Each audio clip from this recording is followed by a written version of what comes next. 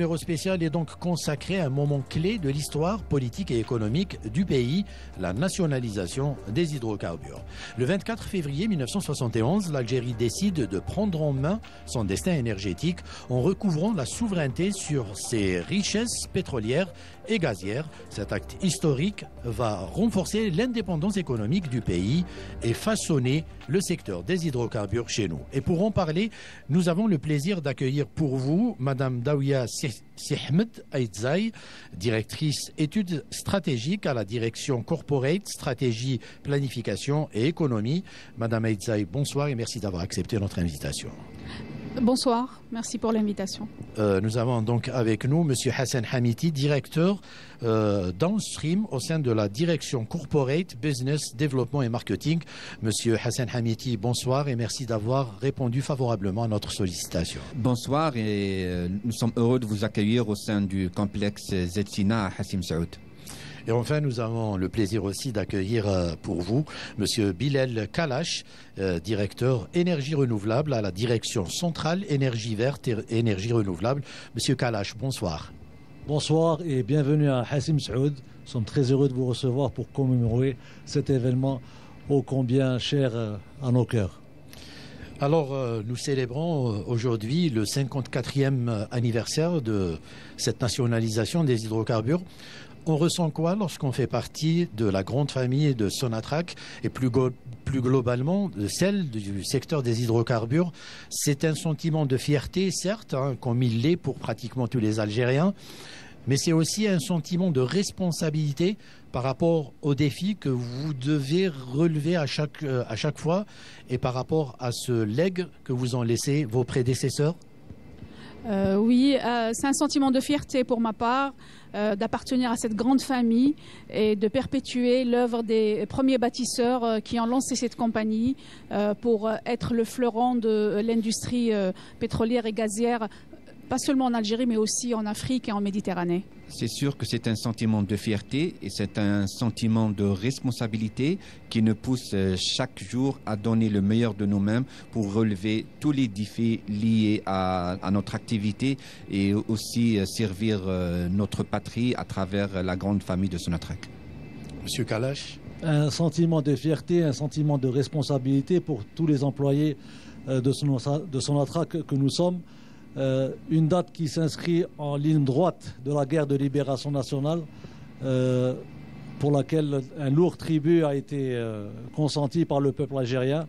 Une date qui fait donc écho à ces sacrifices et qui a permis de parachever l'œuvre de libération de la nation.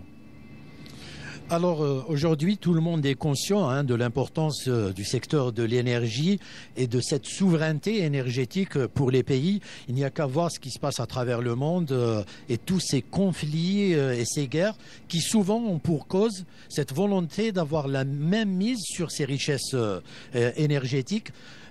Pour faire face à ce défi de sauvegarder cette souveraineté énergétique, est-ce que l'esprit du 24 février 1971 est toujours présent et il vous anime toujours pour faire face?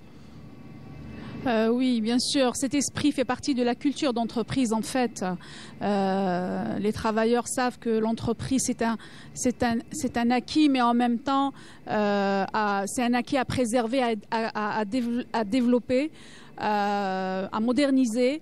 En fait, on est tenu de continuer à investir pour le développement de la chaîne hydrocarbures, pour sa modernisation, à intégrer de nouvelles technologies, à aller vers l'innovation sur tous les segments de cette chaîne et aussi à développer le capital humain parce que aussi c'est un facteur essentiel qui va permettre de pérenniser l'entreprise et l'esprit aussi.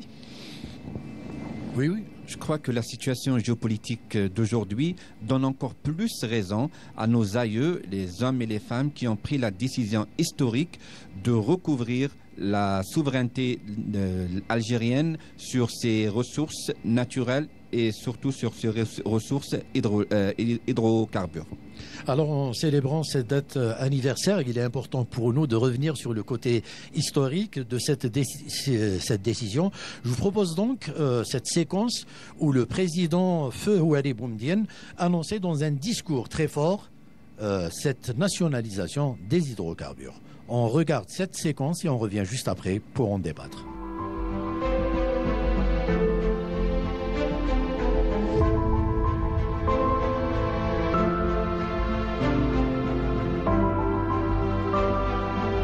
قررنا تأميم الغاز الطبيعي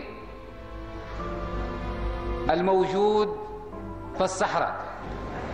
قررنا تأميم النقل البري، يعني كل الأنابيب اللي هي خارجة من الآبار هذه تصبح ملك متاع الدولة.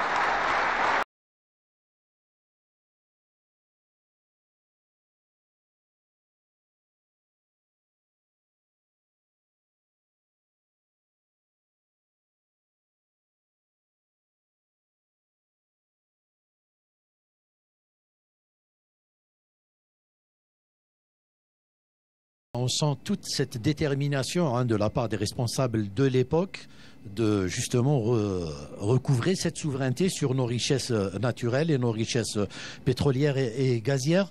On ne peut imaginer une indépendance réelle sans pouvoir disposer de ces ressources naturelles souverainement.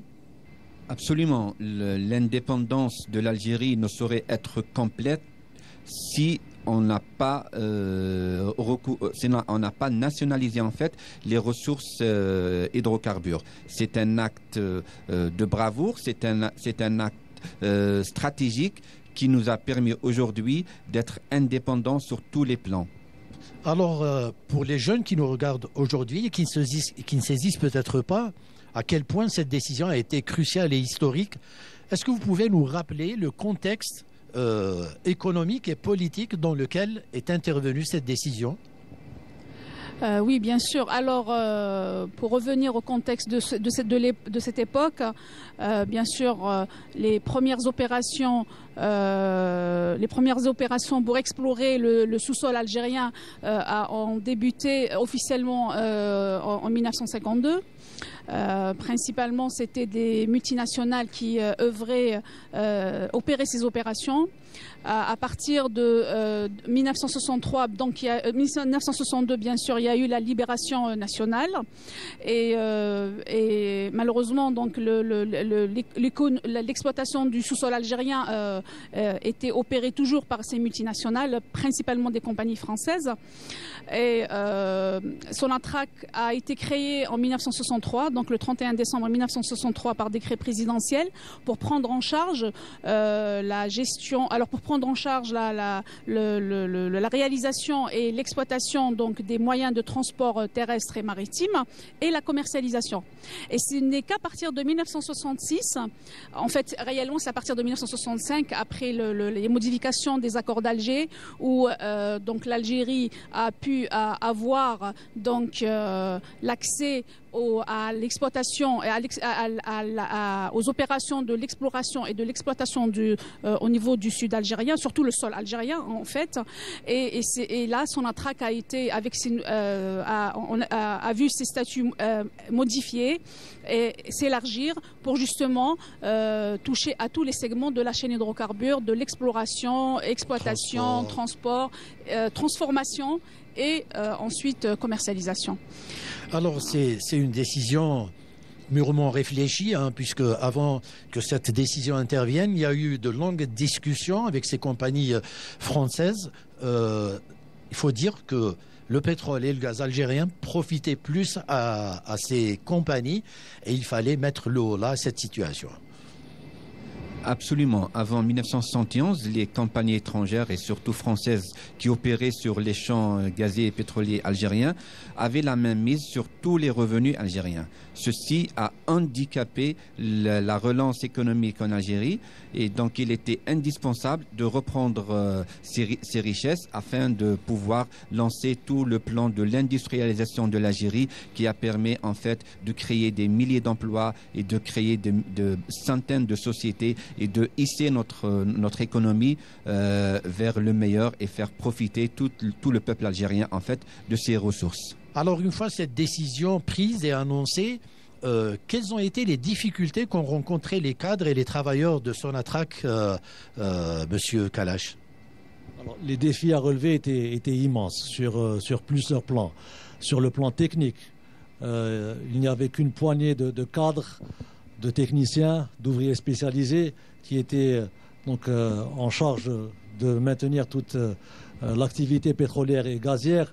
Sur le plan financier, les ressources financières de l'Algérie étaient quasiment réduites à néant. Et sur le plan politique, l'Algérie a subi de grandes pressions puisqu'elle elle touchait aux intérêts de la puissance dominante. Donc c'était sur tous ces plans que l'Algérie a dû lutter pour pouvoir donc concrétiser et renforcer cette décision de nationalisation. Le défi était de maintenir la production et force est de constater que dans des délais très brefs, on a non seulement assuré cette production, mais on a même augmenté ces quantités de production. Absolument. Au lendemain de la nationalisation des hydrocarbures, le défi majeur auquel ont fait face nos aïeux, c'est de maintenir en exploitation et en opération les unités existantes. Cela a été fait grâce aux ingénieurs et aux cadres et aux travailleurs qui étaient sur place. Et plus que ça, la nationalisation a permis en fait d'accroître en fait les unités de production et d'accroître en fait et de monter en puissance en termes de formation de cadres, en termes de gestion des opérations liées à toute la chaîne de valeur des hydrocarbures. Donc c'était le défi majeur pour les gens qui étaient en place à Sonatrach. Madame Aïdzaï, quel a été l'impact de cette nationalisation des hydrocarbures sur le plan économique et social de l'Algérie? Oui, un impact important avec la récupération des revenus pétroliers,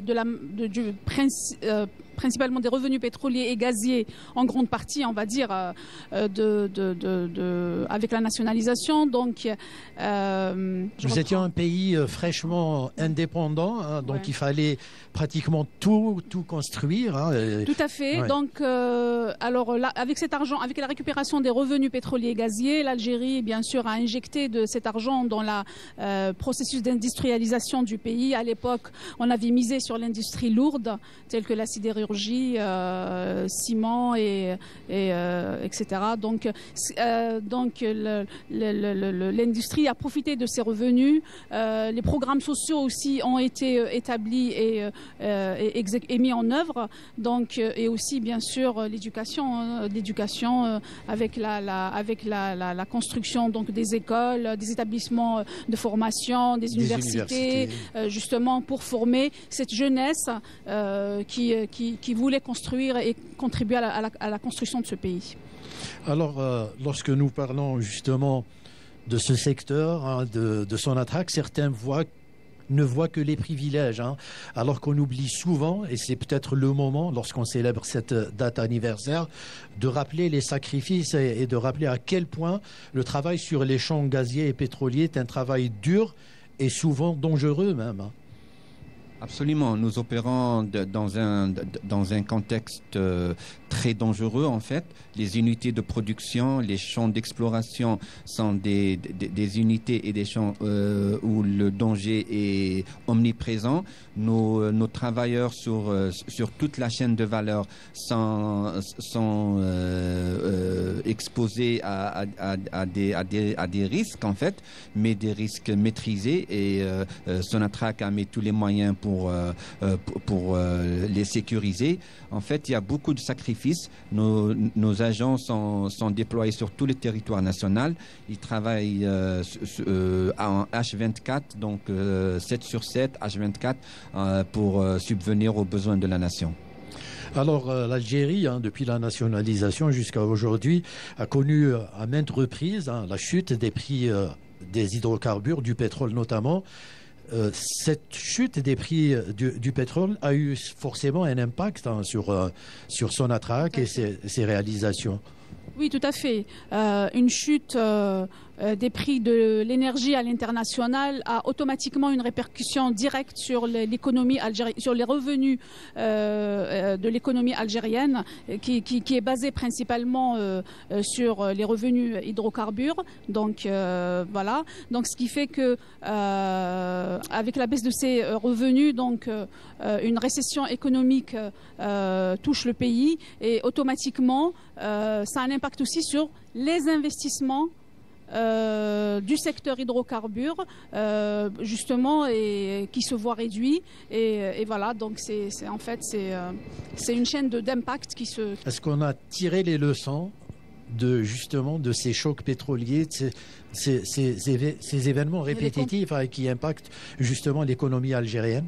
Alors quand c'est un choc pétrolier, donc automatiquement c'est la hausse des prix, donc oui. C'est bénéfique pour nous. Donc on peut c'est des situations qui nous permettent d'investir dans l'exploration-production. Mais par contre, et le contre-choc, oui, le contre-choc, c'est pas bon. C'est quelque chose qui affecte l'économie nationale automatiquement. Et bien sûr, les leçons à tirer, c'est justement d'aller vers la diversification économique pour justement épargner que cette fragilisation de l'économie nationale et aussi créer cette résilience face aux fluctuations qui arrivent au niveau des marchés pétroliers à l'international.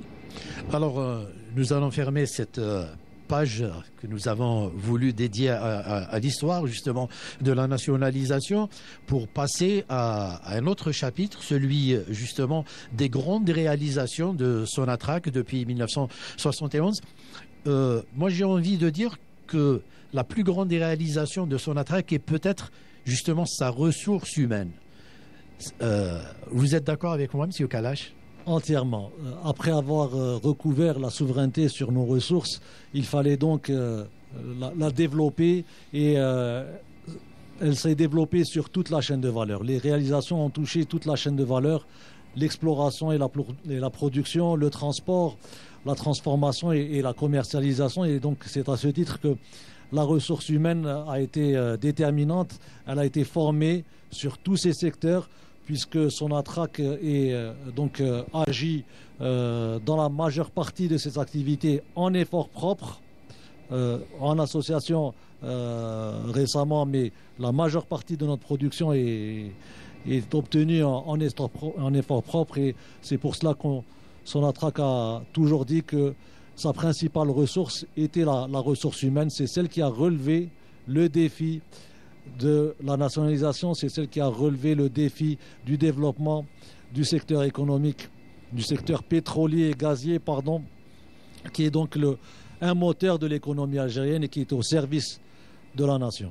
Sonatrach a d'ailleurs accordé depuis sa création beaucoup d'importance à cet aspect, celui de la formation. Monsieur Hamiti? Absolument. L'exemple frappant, c'est de dire qu'aujourd'hui, toutes les unités de Sonatrach, toutes les usines de Sonatrach, sur toute la chaîne de valeur des hydrocarbures, sont gérées exceptionnellement par des cadres algériens formés ici en Algérie. C'est des cadres qui ont relevé le défi et nous sommes fiers qu'aujourd'hui toute la chaîne de valeur est gérée exclusivement par des Algériens. Ceci montre tout l'effort qu'a consenti Sonatrach pour la formation de ces cadres et aussi qu'a consenti l'Algérie tout entière en formant des ingénieurs dans des universités, des ingénieurs et des techniciens qui viennent aider en fait la Sonatrach pour mieux gérer ses installations. Je dirais mieux encore, Madame Aïdzaï, l'Algérie a même ouvert la porte de ses instituts, de ses universités, de ses écoles justement, même à des étudiants étrangers, notamment africains.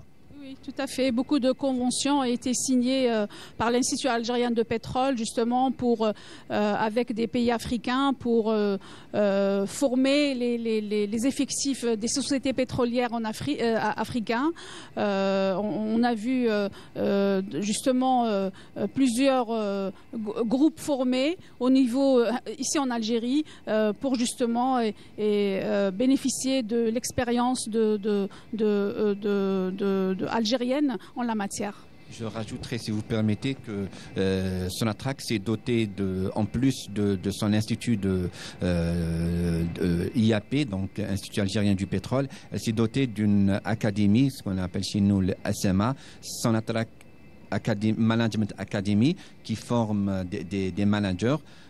Pour la formation et pour la formation sur l'international, oui, Sonatrach forme des groupes qui viennent des pays voisins, des pays africains, et aussi des pays de l'Amérique latine aussi. On a formé pour les pays Amérique latine.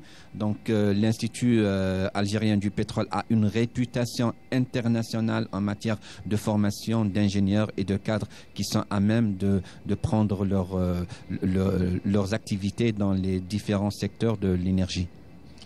Alors nous arrivons donc à ces grandes réalisations, Monsieur Kalash, et Dieu seul sait que des réalisations, il y en a eu. Donc si nous voulions parler de toutes ces réalisations, il nous faudra toute une série d'émissions. Donc nous allons parler des principales grandes réalisations et nous allons procéder par chapitre, si vous le voulez, à commencer par celui de l'exploration et de la découverte. Qu'est-ce que vous pouvez nous dire par rapport aux grandes réalisations dans ce domaine, Monsieur Kalash? Un effort important a été donc consacré à l'exploration et à la production qui constitue l'amont de la chaîne. Et donc le champ de Hassi Messaoud sur lequel nous nous situons a été encore plus développé. Le champ de Hassi Rmel, de grandes découvertes, celle de Berkine, dans des découvertes plus au sud à Enamenas, Rourdennous. Donc toutes ces découvertes ont renforcé la position de l'Algérie et ont permis donc avec la mobilisation de tous de faire de Sonatrach un grand groupe pétrolier. Un grand groupe pétrolier qui est actuellement le 12e groupe pétrolier gazier au monde.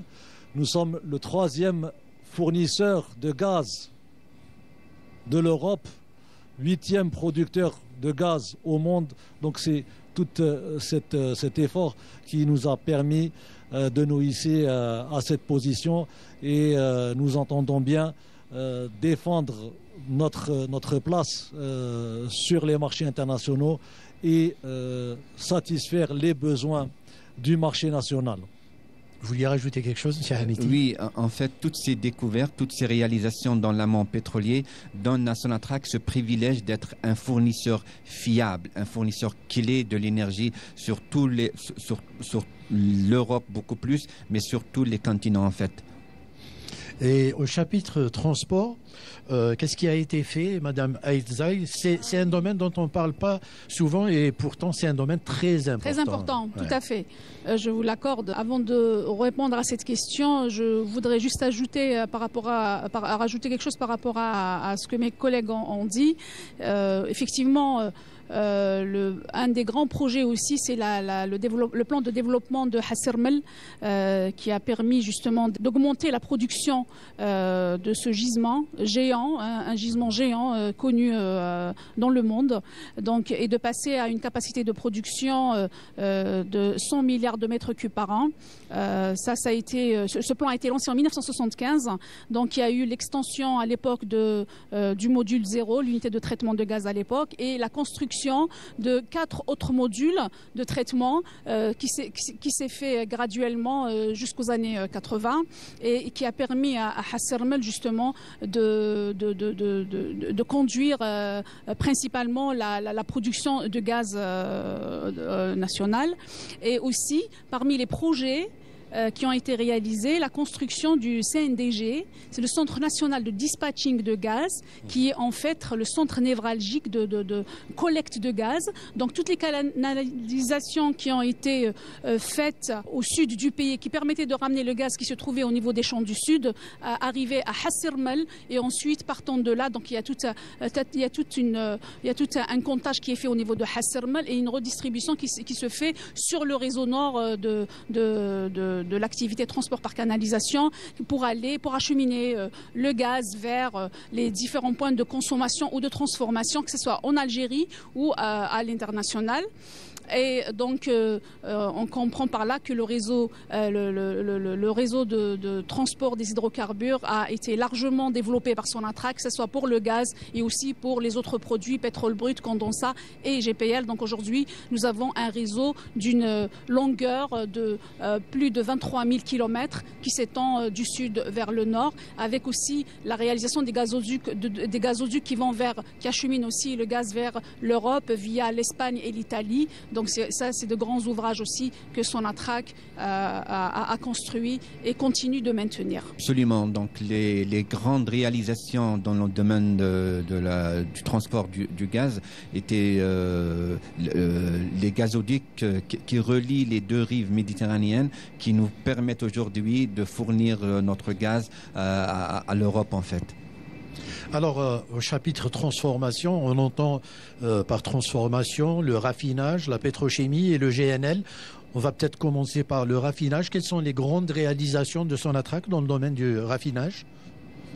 En matière de raffinage, l'Algérie donc a développé sa raffinerie historique, celle d'Alger, et a développé la raffinerie de Skikda, qui est la plus grande d'Afrique, plus de 15 millions de tonnes, maintenant 17 millions de tonnes par an traitées, celle d'Arzeu, celle de Hassim Saoud. Donc nous disposons actuellement d'un outil de raffinage qui permet de couvrir les besoins en carburant de l'Algérie, et donc qui a suivi toutes les évolutions de la consommation en carburant. Essentiellement, vous avez cité le GNL. C'est très important de rappeler la place qu'occupe le GNL dans la stratégie de Sonatrach, et rappeler que le premier complexe de GNL du monde a été donc lancé à Arzeu, la Camel, la compagnie algérienne de méthane liquéfié, tout juste 2 années après l'indépendance.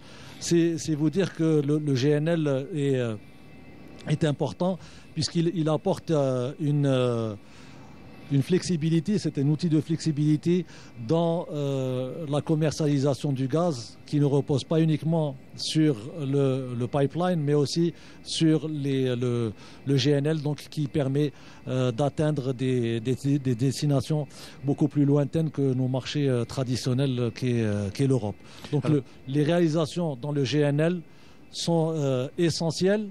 La Camel, et ça a été suivi par tout de nombreux complexes, GL1Z, GL2Z, GL1K, et qui ont été ensuite renforcés par des méga complexes, GL2K et GL3Z, qui sont des complexes de dernière technologie et qui font de l'Algérie un acteur majeur sur le marché du GNL, qui prend encore de plus en plus d'importance, et nous l'avons vu avec la crise ukrainienne, où le GNL donc a montré qu'il était incontournable. Très bien. Juste par rapport au raffinage, oui. Il était surtout question de mettre un terme aux importations. Aujourd'hui, on pense même à exporter. Absolument. À juste titre, en fait, Sonatrach a procédé à la réhabilitation de son outil de raffinage, ce qui a permis aujourd'hui à Sonatrach de subvenir aux besoins de la nation en termes de carburant, en termes de qualité et en termes de quantité. Aujourd'hui, l'Algérie n'importe plus de carburant. Nos carburants répondent aux normes internationales. Donc, l'effort a été consenti pour arrêter toutes les importations et donc avoir une autonomie absolue sur ces matières-là. Plus encore pour le GNL, c'est vrai qu'en 1964, il y avait la réalisation de la première usine au monde de la liquéfaction du gaz naturel, qui est suivie par une réalisation de plusieurs usines. Aujourd'hui, la liquéfaction du gaz naturel nous permet d'atteindre des marchés lointains qui ne sont pas facilement atteignables par les gazoducs. Donc ça donne encore une flexibilité pour Sonatrach et pour l'Algérie de fournir l'énergie à ses clients. Alors, vous voulez rajouter quelque chose par rapport au raffinage et au GNL? Moi, je voudrais Parce qu'il ne faudrait pas qu'on oublie aussi la pétrochimie. Hein. On ne va pas oublier la pétrochimie, justement.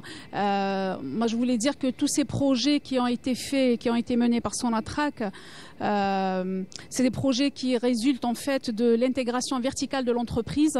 Ça veut dire c'est la spécialisation de Sonatrach dans la transformation pour justement valoriser au mieux les produits, répondre à la demande marché national par produit et aussi récupérer des revenus beaucoup plus intéressants que de vendre le pétrole et le gaz en l'état. Pour la pétrochimie, en fait, Sonatrach lance des projets, est en train de lancer des projets ambitieux sur la chaîne de la pétrochimie.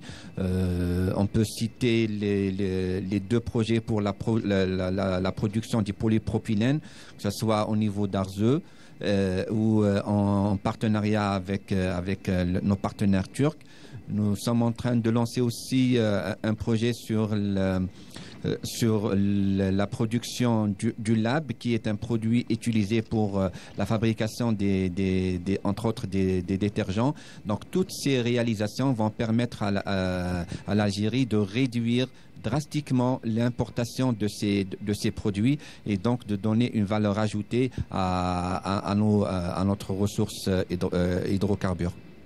On a fait le point sur ces grandes réalisations ou il faut rajouter quelque chose, M. Kalash? Tout à fait. Dans le domaine de la pétrochimie, et pour rappeler que Sonatrach a toujours été donc un outil important et une locomotive de l'économie nationale, puisque les premiers projets de pétrochimie ont concerné la production d'engrais pour soutenir l'agriculture dont a cruellement besoin le pays. Et donc le complexe de Annaba, de production d'ammoniac et d'urée, donc a été une réalisation importante dans le domaine de la pétrochimie, la première réalisation.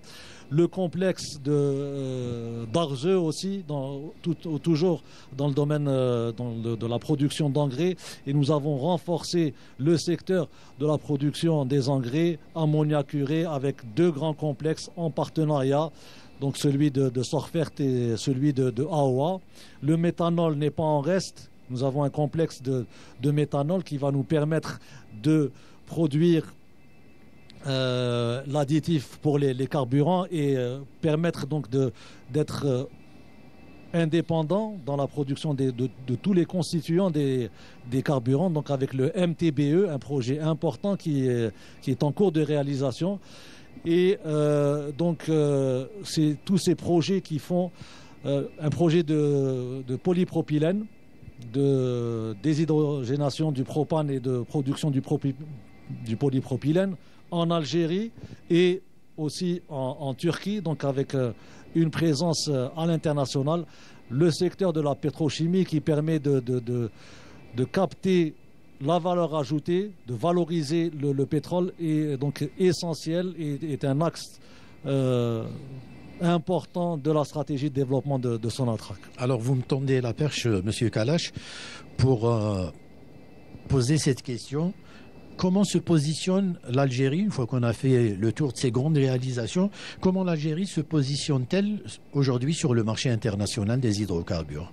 Oui, alors là, elle se positionne comme un fournisseur d'énergie d'abord. C'est un fournisseur d'énergie et cette position, elle est acquise au moyen d'engagements commerciaux que Sonatrach donc contracte avec des clients, que ce soit pour le gaz naturel via gazoduc ou pour le GNL ou pour le GPL, le pétrole, etc.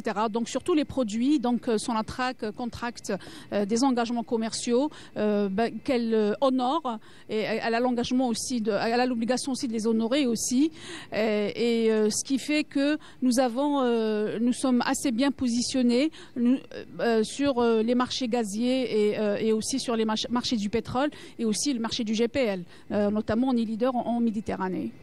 Alors, pour décrocher des marchés à l'international, ce n'est pas facile car ça n'obéit pas forcément à des logiques économiques et commerciales, mais c'est souvent une question d'enjeux politiques, de géostratégie. C'est ce qui complique un peu le travail de Sonatrach de décrocher des marchés à l'international. Alors déjà pour le gaz, le marché doit venir avant de commencer à produire. Ça veut dire on commence déjà à chercher les clients avant de lancer pour justement partager le risque sur la réalisation d'un projet gazier. Et donc pour la simple raison que quand on envoie le gaz par gazoduc, donc il n'y a pas moyen aujourd'hui de stocker, ou il faudrait des capacités très très importantes de stockage. Mais aujourd'hui en Algérie, et pas qu'en Algérie, à travers le monde, quand il s'agit de vendre du gaz sur les gazoducs, donc les clients doivent déjà être au bout de la chaîne pour recevoir, réceptionner ce gaz. Alors, pour ce qui est des liquides, notamment aussi les GNL aussi, on peut aussi contracter il y a aussi de formules bien sûr pour les GNL, formule contrat à long terme et formule spot, vente spot. Ça veut dire vous allez vendre comme ça vos cargaisons et sur un marché libre, donc qui répond à l'offre et à la demande, et on le fait. Pour le pétrole, c'est aussi des contrats qui sont pas de longue durée aussi. Donc qui permet justement, ces contrats sont renouvelés donc périodiquement, généralement avec les mêmes clients maintenant, sauf s'il y a un événement majeur qui intervient sur le marché, comme par exemple l'arrivée des gaz de schiste américains ou du pétrole de schiste américain sur les marchés. Concernant le GPL, l'approche est différente. On préfère aussi aller vers comme ça des projets, s'associer dans des projets pour justement assurer des débouchés, notamment comme c'est le cas pour le propane. On l'a fait en Espagne avec le projet Tarragone, et aussi on l'a fait, on est en train de le faire avec les Turcs. On va le faire avec les Turcs justement pour alimenter l'usine la future usine de polypropylène qui va transformer le propane en polypropylène. Donc ça garantit quand même un débouché pour le GPL algérien. Oui, M. Hamiti. Oui, je rajouterai que Sonatrach a cette réputation d'être un fournisseur fiable. L'Algérie, un pays respecté et crédible. Ces atouts nous donnent un privilège pour l'accès au marché international. Il ne faut pas oublier que Sonatrach est le fournisseur historique de l'Europe. Nous opérons depuis 60 ans. Donc, les marchés mondiaux nous connaissent. Sonatrach a toujours honoré ses engagements, a toujours honoré ses contrats, ce qui fait de Sonatrach un fournisseur très demandé en fait. Sonatrach, comme on l'a dit, est très présente à l'international. Quels sont les pays qui intéressent le plus Sonatrach? Peut-être les pays africains. L'Algérie a beaucoup œuvré et œuvre toujours pour cette intégration africaine. Donc Sonatrach a justement cette démarche-là d'aller vers les pays africains pour réaliser cette intégration africaine, Monsieur Kalash. Entièrement dans une logique d'intégration régionale. Sonatrach a toujours porté une attention particulière pour les pays voisins, et donc c'est à ce titre que nous avons lancé une activité en Libye que nous avons reprise, donc qui a été suspendue à cause de la conjoncture. Tout à fait. Nous avons des opérations au Niger. Au Mali, là encore, elles ont été suspendues à cause de la conjoncture, mais nous avons toujours ce souci d'accompagner la région pour un développement équilibré qui puisse donc bénéficier à œuvrer à la paix de la région. Alors il y a également ce méga projet, celui du gazoduc transsaharien qui part du Nigeria via le Niger, l'Algérie, et qui part jusqu'en Europe. un mot peut-être sur ce méga projet, Monsieur Hamiti.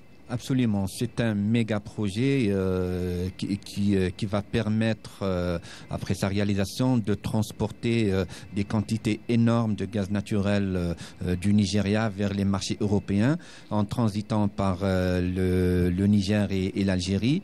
L'Algérie et le Niger et le Nigeria viennent de signer un contrat pour la mise à jour des études qui vont permettre en fait la réalisation de ce méga projet. Ce méga projet va permettre de transporter, comme je l'ai dit, des quantités allant de 20 à 30 milliards de standards mètres cubes du gaz naturel vers des marchés européens, ce qui va donner à l'Algérie toute cette dimension d'être encore un fournisseur plus fiable pour les marchés qui sont de l'autre côté de la Méditerranée. Je crois qu'on a terminé avec les grandes réalisations, avec ce qui a été fait à l'international. Je voudrais, pour terminer, aborder un autre thème, celui des énergies renouvelables et de la transition énergétique. C'est un nouveau défi auquel va faire face Sonatrach. Elle est prête pour ce nouveau défi ? Entièrement. Donc après avoir rappelé notre glorieux passé, après avoir rappelé donc celui de la nationalisation, après avoir rappelé les grandes réalisations dans le secteur du pétrole et du gaz, nous devons nécessairement parler de l'avenir et du futur énergétique. Pour boucler la boucle, Monsieur Kalash. Entièrement. Ouais. Et donc les énergies renouvelables se développent de manière très importante à travers le monde. C'est donc une opportunité importante pour l'Algérie de se diriger vers les énergies renouvelables qui vont nous permettre de faire des économies substantielles de gaz qui pourront être valorisées sur le marché national et international. Donc les énergies renouvelables sont une opportunité très intéressante dans laquelle Sonatrach s'inscrit. Alors, Monsieur Hamiti ou peut-être Madame Aïdzaï, très simplement, hein, lorsqu'on parle d'énergie renouvelable pour le téléspectateur, ça englobe quoi, les énergies renouvelables? C'est le solaire, l'éolien Oui, le solaire, ça englobe le solaire, l'énergie éolienne, ça englobe la géothermie, ça englobe la biomasse, ça englobe aussi l'hydraulique et aussi l'hydrogène vert, hein, on s'achemine aussi à l'hydrogène vert, l'hydrogène bleu. Donc c'est toutes les énergies qui ont des émissions qui n'en soient pas d'émissions de CO2, n'émettent pas d'émissions de CO2 vers l'atmosphère ou très très peu d'émissions vers l'atmosphère. En fait, pour faire simple, les énergies renouvelables, c'est des énergies qui sont issues des sources qui sont renouvelables, en fait. Donc, au contraire des énergies fossiles qui sont, elles, sont issues des énergies qui ne sont pas renouvelables. qui sont tarissables. Oui. Absolument. Alors, l'impact environnemental est très important, hein, de nos jours. Et justement, il y a eu cette grande opération, ce grand projet auquel Sonatrach a souscrit et qui est dans le domaine forestier. On compte planter un nombre impressionnant, je vous laisse le dire aux téléspectateurs, d'arbres dans un délai de combien d'années et de combien d'arbres il s'agit? Oui, alors c'est 400 millions d'arbres sur une période de 10 ans. Wow. Et bien sûr, c'est un projet qui a été inscrit dans le cadre de la stratégie climat de Sonatrach qui a été lancée l'année dernière. Et parmi justement ces axes, il y a justement donc la stratégie vise à assurer l'équilibre entre les émissions de CO2 que nous générons à travers l'activité hydrocarbures, avec donc des puits absorbateurs de CO2 dont fait partie là justement la forestation, donc le boisement, le reboisement, et donc Sonatrach a proposé cet axe à développer justement pour les 10 prochaines années pour justement essayer de préserver et réduire son empreinte carbone. C'est un projet dicté par le sens de la responsabilité de la part des dirigeants de Sonatrach? Absolument. C'est un projet dicté par la responsabilité sociétale de Sonatrach Et de un. De deux, c'est un projet qui vise à la compensation entre le CO2 qui est émis fatalement par nos procédés de fabrication. Donc, le projet forestier va en fait réduire l'empreinte carbone. Il va œuvrer pour honorer les engagements de l'Algérie vis-à-vis des institutions internationales en termes de la réduction de l'empreinte carbone. Alors, dans le domaine des énergies renouvelables, plusieurs protocoles d'entente ont été signés ces dernières années. Quels sont ces protocoles d'entente et avec qui ont-ils été signés, Monsieur Kalash? Tout à fait, des protocoles d'entente importants qui visent à exporter l'hydrogène vert vers les pays européens. Donc nous parlons du projet South H2 Corridor qui vise à produire et exporter par pipeline l'hydrogène vert, qui est un vecteur énergétique produit à partir des énergies renouvelables.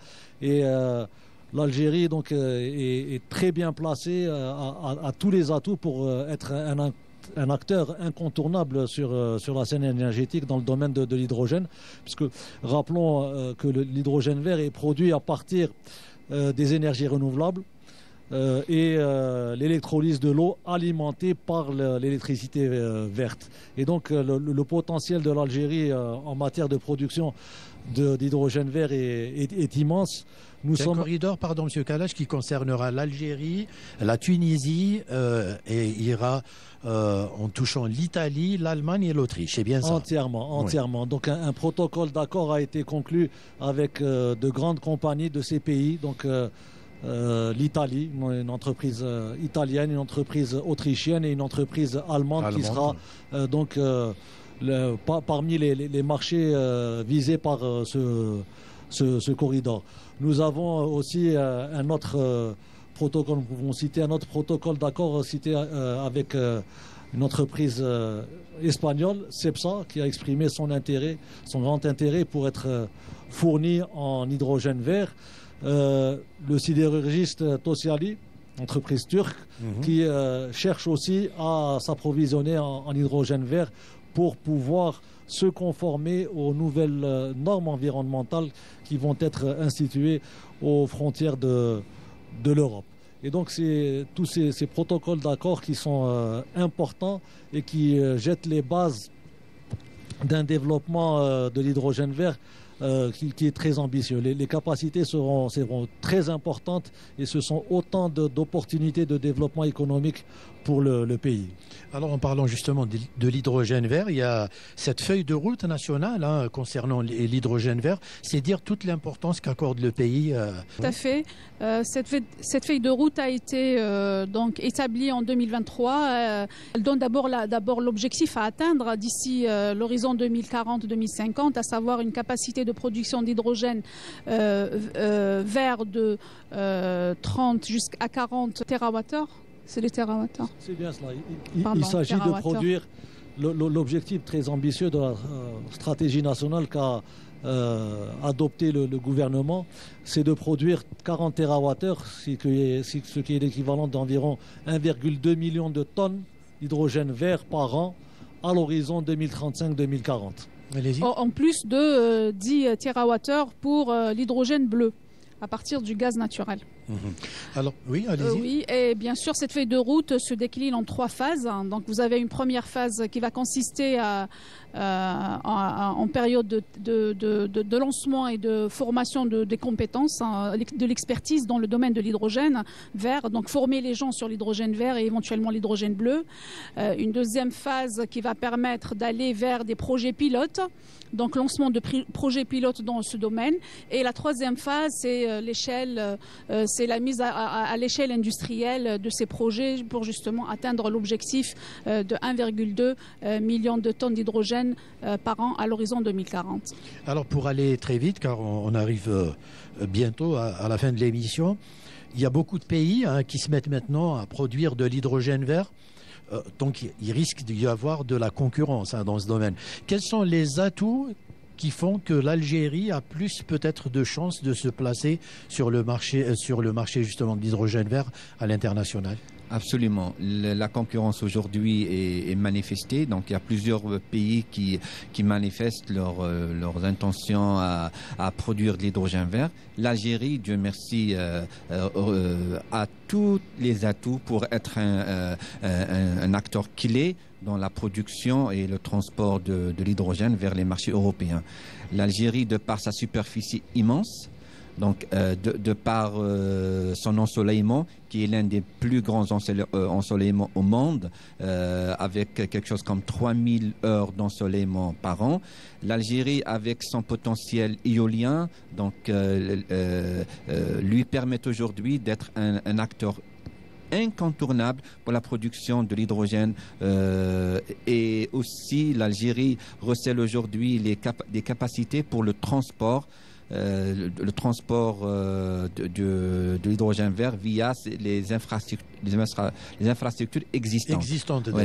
En fait, l'Algérie tire une grande expérience et une grande expertise de l'exploitation et l'opération du secteur du gaz naturel, ce qui permet aujourd'hui d'adapter rapidement notre outil de transport pour faire valoir cet avantage important qui nous met au podium en fait des pays qui veulent produire et transporter l'hydrogène vert. Alors avant de conclure, peut-être, je voudrais vous poser cette question. Comment l'Algérie peut-elle concilier son statut de producteur des énergies fossiles et celui de producteur des énergies renouvelables désormais? En fait, les énergies renouvelables et les dérivés, donc l'hydrogène vert et les énergies fossiles ne sont pas considérées comme étant en concurrence. Bien au contraire. Elles se complètent. Elles sont complémentaires. Ouais. Et le développement des énergies renouvelables et de l'hydrogène vert va nous permettre de faire des économies de gaz et de pétrole qui vont pouvoir être valorisées puisque leur demande est en constante croissance à travers le monde. Donc c'est ce modèle que nous développons, une complémentarité entre les énergies renouvelables et les énergies fossiles. Donc nous veillons à être présents sur les marchés, sur et diversifier notre offre énergétique sur toutes les sources d'énergie. Oui. Oui, moi je rajouterais pour dire que en fait aujourd'hui, de par le monde, la tendance est d'aller vers une diversification du mix énergétique. Et le mix énergétique, ça veut dire c'est pas que uniquement les énergies fossiles, charbon, pétrole et gaz, mais c'est aussi du nucléaire, c'est aussi des énergies renouvelables, de l'hydrogène vert. Et donc l'Algérie, pour sa sécurité énergétique à long terme, devrait justement diversifier son mix énergétique et aussi son mix électrique. Alors justement, pour conclure, l'avenir énergétique de l'Algérie, vous le voyez comment? Monsieur Kalash, on commence par vous. Nous le voyons de manière très confiante. L'Algérie a tous les atouts pour non seulement garantir sa sécurité énergétique avec les énergies fossiles. Nous veillons à développer et à renouveler nos réserves. Donc aussi à diversifier des sources à partir des énergies renouvelables pour assurer les besoins du marché national et accompagner l'économie nationale, mais aussi à l'export avec ces projets très ambitieux que nous avons cités, le projet H2 South Corridor, pour être un acteur majeur et incontournable dans le domaine de l'hydrogène vert. Nous avons tous les atouts et donc l'avenir, nous le projetons de manière très positive et de manière très confiante. Monsieur Amiti? Absolument. Donc l'Algérie aujourd'hui a tous les atouts pour, en premier lieu, assurer son avenir énergétique via un mix énergétique et pour continuer à jouer le rôle qui est le sien sur la scène internationale en termes de fournisseurs d'énergie, donc que ce soit énergie fossile ou énergie renouvelable. Nous voyons l'avenir prometteur. Nous travaillons pour que ça soit vraiment prometteur. Nous faisons tout ce qui est dans notre pouvoir pour atteindre l'objectif de sécuriser en premier lieu les besoins en énergie pour la nation et rester toujours sur la scène internationale en termes d'exportation des énergies. La même note d'optimisme, Madame Oui. L'avenir énergétique en Algérie, moi je le vois avec beaucoup de challenges, beaucoup de défis à relever. Et nous avons tous les atouts pour le faire. Miser sur tout ce qui est sur la modernisation donc de ce que nous avons aujourd'hui, sur les infrastructures, intégrer les nouvelles technologies, former les jeunes. Et bien sûr perpétuer, comme on a commencé au début de l'émission, l'esprit de la nationalisation du secteur des hydrocarbures pour justement entamer la transition énergétique dans la sérénité pour un avenir radieux pour le pays et pour assurer la sécurité énergétique sur le long terme. Merci. Ce que nous avons dit, c'est apparemment l'affaire des énergies est un défi perpétuel. Donc bon courage à vous. Je vous remercie beaucoup d'avoir été nos invités ce soir. Je rappelle que nous avions avec nous Madame Daouya Sihmed Aïdzaï. Vous êtes directrice études stratégiques à la direction Corporate, stratégie, planification et économie. Nous avions également avec nous Monsieur Hassan Hamiti, directeur Downstream au sein de la direction Corporate, Business, Développement et Marketing. Et enfin, nous avions également avec nous M. Bilal Kalash, directeur énergie renouvelable à la direction centrale des énergies vertes et renouvelables. Merci beaucoup à vous. Je remercie également Sonatrach pour toute l'aide et l'assistance qu'ils nous ont apporté pour la réalisation de cette émission. Merci à nos amis techniciens de la station régionale de Ouelgla et enfin, merci à vous de nous avoir suivis.